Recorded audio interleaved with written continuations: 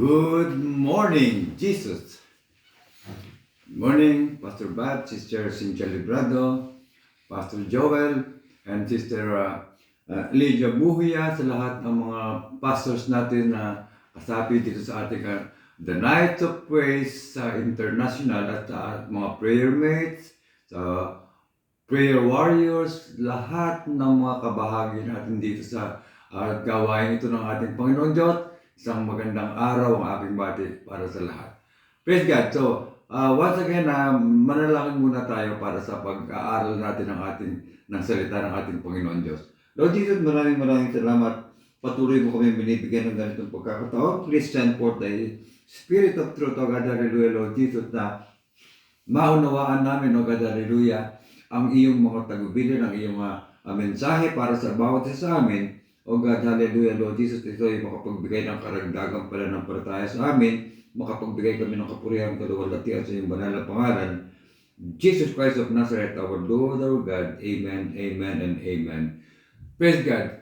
So, once again, maraming salamat at pagkat narito pa rin tayo sa kabila ng mga kaguluhan na nangyayari dito sa Middle East kasama ang Lebanon, ay meron pa rin tayong pagkakataon at magkasama-sama sa ganito dahil lamang sa kanyang grace and mercy at narito pa rin kami upang maglingkod sa ating Panginoon Diyos sa pamamagitan ng paghahayag ng kanyang mensahe sa bawat isa na nakaka-join sa ating gawain. Praise God. Ang akin pong nais na ay bahagi sa iyo yung ang title po na aking ginawa ay Standing for the Truth in Love. Praise God. Marami na tayong mga nababasa ng mga narinig ng mga preaching or teaching at nakarinig na rin tayo sa mga aklat at kahit na sa panonood natin magkaminsan nadadaanan natin sa social media about the subject to be like Jesus. At ito ay isang napakahalagang aralin para sa bawat isa sa atin na matutunan natin ito. Praise God. As Pentecostal believers, we should know and understand that standing for the truth in love is not effective only in a secular environment but also Christ-like. Sa ibang mga salita, being like Jesus. Praise God. So, ang tanong dito, how can one be Christ-like or be like Jesus? Paano tayo magiging katulad ng ating Panginoong Jesucristo? Marami tayong makukuha mga kasagutan sa question na ito sa maraming mga talata ng banal na aklat. Pero sa ngayon, tingnan lang natin yung isa lang, a very good example. Praise God. Tungkol sa bagay na ito, sa pamamagitan ng ating great example, ang ating Panginoong Jesucristo mismo. Sa isang kwento, sa isang pangyayari na nakarecord sa John 8:1-11, ito pa mababasa natin. Jesus went unto the Mount of Olives. Early in the morning, he came again in the temple, and all the people came unto him, and he sat down and taught them. Ito po yung mga example po, no? And 3, and the scribes and Pharisees brought unto him a woman taken in adultery. And when they had set her in the midst, they say unto him, Master, this woman was taken in adultery in the very act. Now, Moses in the law commanded us that such should be stoned, babatuhin hanggang mamatay. But what sayest thou? Anong masasabi mo? Ito sinabi nila, they said, tempting him. Tinetempt yung ating Panginoon sa Kristo that they might have to accuse him. Napunta sa kanya kasalanan. But Jesus stooped down. He stooped down and with his finger wrote on the ground as though he heard them not. Parang wala siyang narinig. Yumuko siya, halos lumuhod, nagsulat sa ground, sa lupa. So, when they continued asking him, he lifted up himself and said unto them, ang sabi ng ating Panginoon sa Kristo, he that is without sin among you, let him first cast a stone at her. Praise God. And again, he stooped down and wrote on the ground. At yung mga nakarinig sa kanya sa sinabi niya, and when they which heard it, being convicted by their own conscience, went out one by one, beginning at the eldest, even unto the last. And Jesus was left alone, and the woman standing in the midst. Praise God. Now, when Jesus had lifted up himself and saw none but the woman, he said unto her, sabi niya sa babae, Woman, where are those thine accusers? Had no one condemned thee? Ang sabi ng babae, she said, No man, Lord. And Jesus said unto her, Neither do I condemn thee. Go and sin no more. God incarnate, ang Diyos na nagkatawang tao, stooped to write in the dirt and ministered an adulteress. Ito si Mary of Maria Magdalena, na nahuli sa akto ng pagkakasala ng kasalanan. He disrupted her execution. Pinigil ito ng ating Panginoon sa Kristo yung kanyang execution at iniligtas siya sa siguradong kamatayan. Kung titignan po natin mga kapatid, a distant look, para pagaya ng pagtingin natin sa mga painting, sa mga abstract, hindi natin maintindihan niya kung ano yan, lalayo tayo para matingnan natin, makita natin ano ba yung klaseng art ito. At this timeless event reveals an act of God's grace and love. But a closer look reveals His concurrent judgment and truth. Ito pong Bible passage na ito mga kapatid sa John 8:1 hanggang 11, this confirms unconditional love and uncompromising truth coexisted in Christ Jesus. And should therefore coexist. Pinakailangan ito rin mag-exist din in all who are filled with His Spirit. Praise God, sapagkat with this Spirit and do the traits, we can live and work in a sinful environment with love and not compromise. Praise God.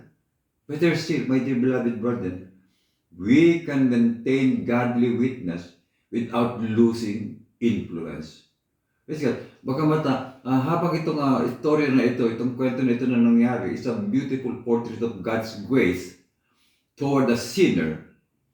Postmodern commentators may take the liberty of presenting Christ's amorous affection, yung ibig sabihin showing sexual desire and love towards somebody, for the woman. Amorous affection for the woman and contempt for her accusers, the mga accusers ni Mary Magdalene. Pero this depiction adds color, drama, and violence, but there is no scriptural proof of an emotional interplay. Sa halip, mga kapatid, we simply see a scarlet thread of mercy into the black and white tapestry of the law's due process. Meron po nga due process. Naalala ko mga 2003 or 2004, ako at ang aking asawa ay nag-aral ng course on paralegal sa University of Hong Kong. Ilan po sa natutunan namin? An accused or defendant is considered innocent until proven guilty. Yan po yung isa, no? Napakalaga yan.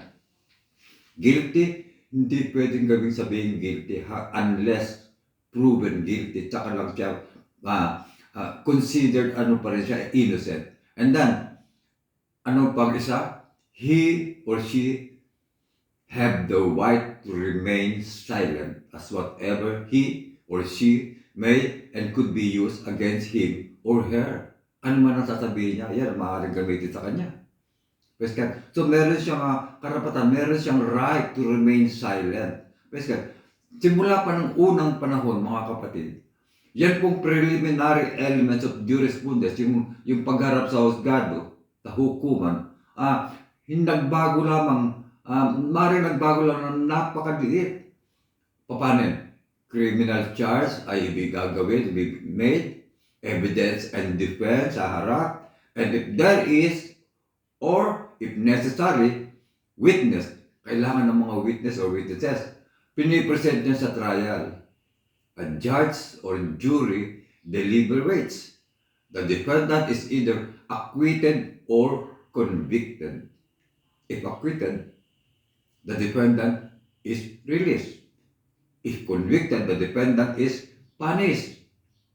While this summary, mga kapatid, is oversimplified, it should suffice for this discussion.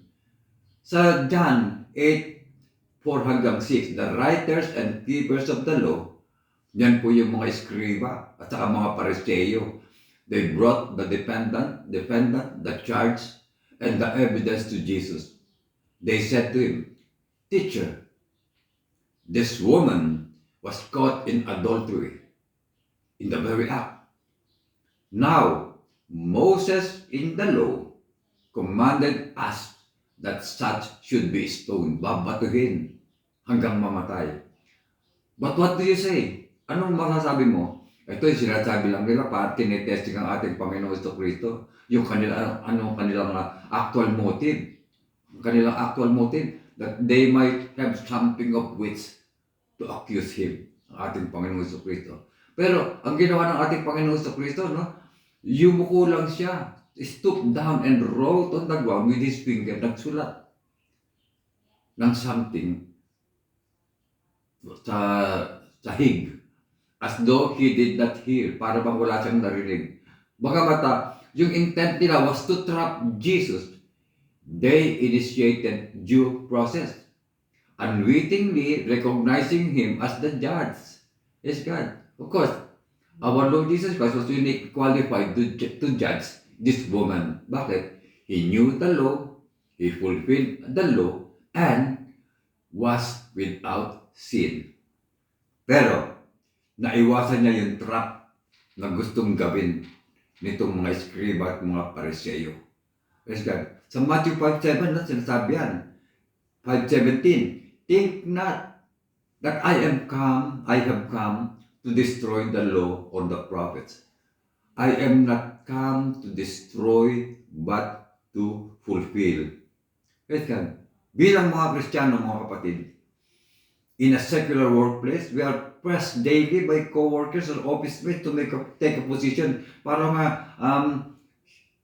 tinatrap tayo sa accusation, pero like accusers in question, they are trying to silate it. Naghahanap pa ng kakampi.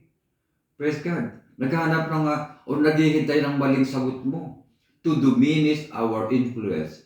Now, hindi tayo pwede lumuhod sa carpet, sa office carpet, or sa kitchen, or garage floor, or hindi po, but listening for the Spirit's voice instead of reacting angrily to the accuser's words will assure a proper response if one is needed. Praise God. Ang ating Panginoon sa Kristo often, kadalasan ay He leverage malicious questions to provide a godly reply, or He remained silent. Praise God. When thrust into a premature judgment seat as Jesus was, we must know the law better than the accuser. Live life approach above a purpose and respond by the Spirit, not the flesh. Following Christ's example, we can be right in principle and in practice. Gaya ng nangyari, tuloy po natin yung kwento sa John 8:7-9. So when they continued asking him, he raised himself up and said to them, "He who is without sin among you, let him throw a stone at her first." And again, he stooped down and wrote on the ground. Yung mga nakarinig nun, nung sinabi ng ating Panginoon sa Kristo, being convicted of their conscience, went one by one. Naiwan mag-isa si ating Panginoon sa Kristo at ang babae na nakatayo. Praise God. Kinakailangan mo, mga kapatid, na Ang nangyari po dito sa adulteress, no, they were ready to charge, convict, and execute her with immediacy, agad-agad. If not for the strong message that it sends us today, it would be humorous how these women's prosecutors were convicted before her. Pero, while obeying and standing both require sound judgment, neither require us to judge others. Wala tayong para-paraan. If these accusers were sincerely interested in Christ's take on this case, they would have recalled when he said, "Judge not." Sa Matthew 7, 1 and 2, that ye be not judged. For with what judgment you judge, you will be judged. And with the measure you use, you will be measured back to you. Praise God. Even though she was guilty, Jesus immediately convicted. Ang kinonvict niya yung mga accusers. And then, after a brief recess, Judge Jesus resumed court. Sinuloy niya. Sa 8, John 10 to 11, when Jesus had raised himself up and saw no one but the woman, he said to her, "Woman, where are those accusers of yours?" Ang sabi niya, "No one, Lord." And Jesus said to her, "Neither do I condemn you. Go and sin no more." Praise God. Ang ating Panginoon sa Kristo was keenly aware that the accusers, her accusers, wanted also to be her condemners. Knowing their spirit and motive, no, He sent them away. Sa mga panahon ngayon, mga kapatid, ang mga Christian often misread Christ's intentions here. Some will even place a period at the end of this word. "Neither do I condemn you." Period. There's shallow interpretation because Jesus didn't condemn her. Praise God. Hindi po yan ang marapat. Now, those who misuse this passage are earlier perverters of truth or ignorant of the difference between condemnation and conviction. Conviction, my beloved brothers, may be a negative experience, but if responded to properly, it avails a positive end. If the defendant or lost soul will confess their sins and throw themselves on the mercy of the court, condemnation will be averted. As a spiritual dependent, my dear beloved, brethren, I don't feel convicted, sabi nung iba, no, ganyan. What I'm sorry, no, hindi ka, tama yan. Has there ever been a convicted murderer who stood up? No, walang magsasabi na hindi ako guilty. Praise God. Kailangan natin, meron po, no, it matters not how you feel. We are convicted. The bad news is, conviction is not only a feeling, it is an evidentiary fact. But there is a good news. If we respond with confession and cessation, our judge, Jesus Christ, becomes our advocate or our defense counsel. Better yet, He took our place in execution and we need not be condemned. Praise the Lord. Hallelujah. He was not willing to condemn this woman, but He swiftly convicted her when He said, "Go and sin no more." He declared her guilty of sin and commanded her to stop. If we respond with confession and cessation, tigil na yung mga ginagawa nating kasalanan. In this, pinatunayan ng ating Panginoong Jesucristo yung kanyang commitment in uncompromising truth.